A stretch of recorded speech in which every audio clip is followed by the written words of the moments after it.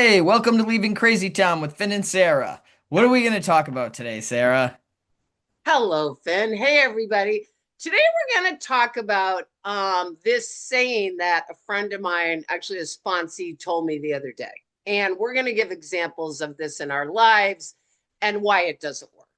So it's a saying, and basically, I think it's from Al Anon, and it says, if you say it once, it's compassionate. If you say it twice, it's controlling. And if you say it three times, it's crazy. And basically, not crazy, but I think they mean it's really about us. And that's what we talk a lot about on this channel and with codependency, that it's never about the other person, it's about us. So I could give an example, or you could give an example. I mean, we all know this phenomenon, right? Because codependent people want control and they want to control other people. So, say, for example, you're married to someone and you start telling them, geez, honey, could you do this? Or could you do this? And you keep repeating it over and over again. And your sweetheart never does it. And you end up being really resentful. What's the solution? Is the Well, I solution to think first off, they're continue? not really a sweetheart if they're not doing it. Why don't they just do what I want them to do? Or, yes, perfect. Or an example is a parent telling someone to do something over and over again. Or Clean I your know room. my, go ahead, Clean your room. Clean your room. clean your room, Clean your clean your room, room. clean your room.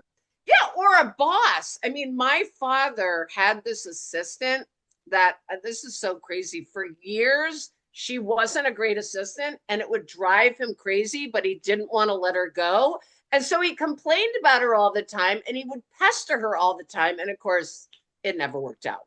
So those are examples. Like, we don't want to lose our serenity, our sanity, our, peace by focusing on trying to get someone else to change. So what are the solutions? Well, And first I want to go ahead. say too, Sarah, that what we're talking about here are Yes. things that are within your scope to ask for, not Yes. things that are outside your scope.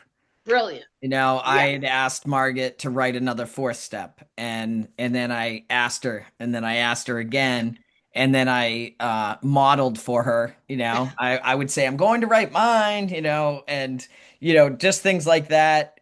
It really wasn't my business. But that's a great example. I could have talked to her about the underlying stuff that I thought it might help, but fast forward, she dies, and the first page of her journal says, if Finn asks me to write a fourth step one more time, I'm never ever gonna do it. So that's what the results that you usually get.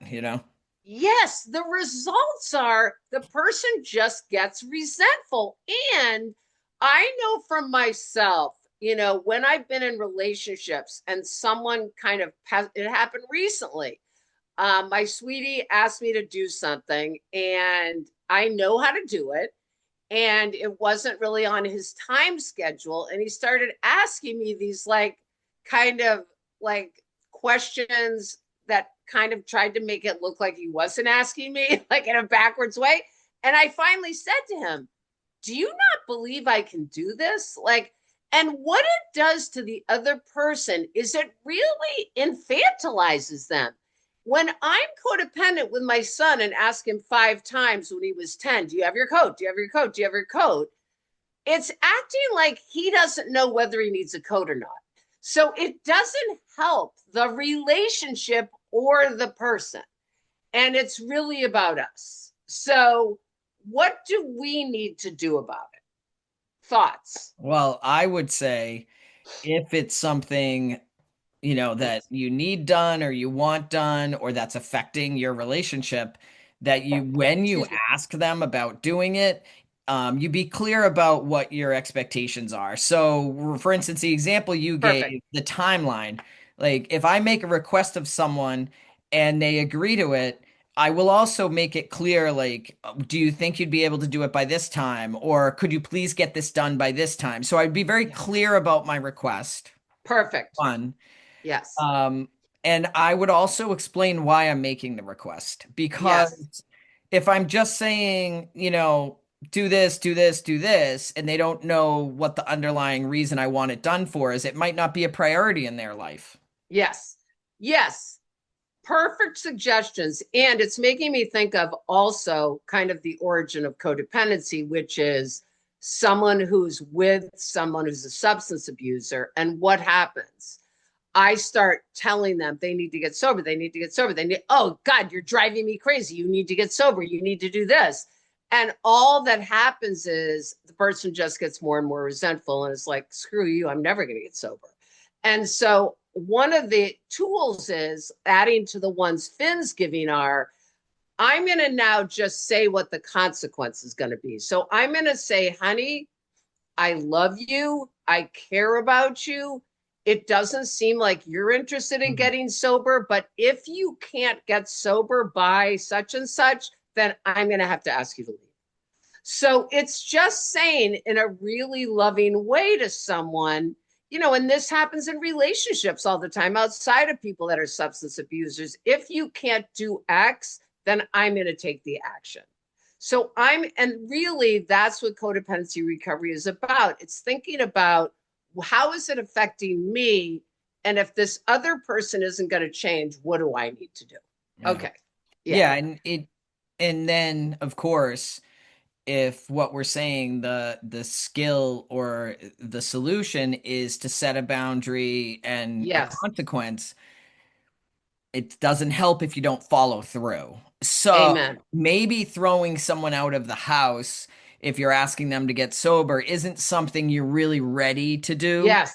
So Yes. I would evaluate, what is that consequence? Is it a consequence that I can follow through on? Yes. Because people do throw out consequence. My mother was punishing me for life all the time. Going to be Yes. grounded for life if I didn't clean my room. Yes. Well, it's BS. I knew that was never going to happen. Yes. Yes. So why follow through? The other thing Yeah. is, I think Go if ahead. if you're in a relationship with someone and you're making requests and they're never following through on them, maybe there's some evaluation about, that needs to be, the bigger picture needs to be looked at. Yes. And I thought of another example, which is also another option is expressing now how it's affecting you. So I Right. think about this example. My sweetie loves the sun. I may have brought this up before. He doesn't use sun lotion.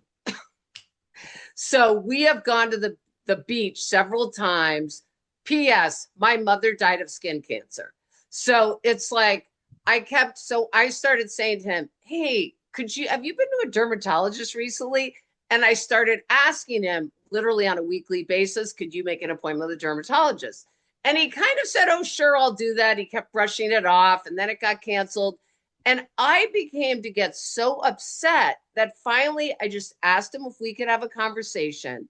And I said to him, look, this issue is really sensitive to me. I'm noticing certain things about your skin. I'm really scared now when I'm with you. So when we go to the beach, I'm preoccupied. Could you do this for me? Yes or no?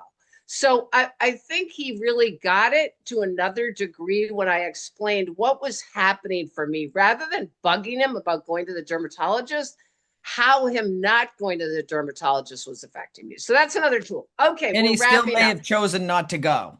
Yes. And then in that case, you've done all you can, Yes. and you And have to now look I at, just have to deal with my feelings and let it go and decide one thing or the next. right, how Yes. important that is to you. How Now, important is it?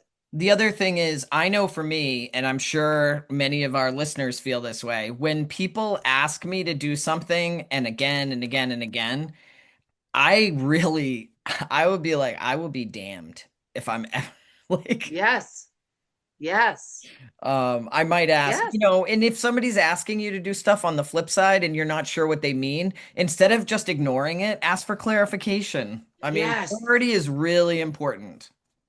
Opening up the communication about it in general, because you're absolutely right. I think Tom's thing was, nobody's going to tell me what to do. Do you know what I mean? And Yeah. we talked about that. So you're absolutely right. Opening up communication, working this stuff out, setting a boundary, getting honest with yourself about how important something is, and try only saying it once and then dealing with your feelings, people. All right, We're out of here. we're out of here. Fasten your seatbelt.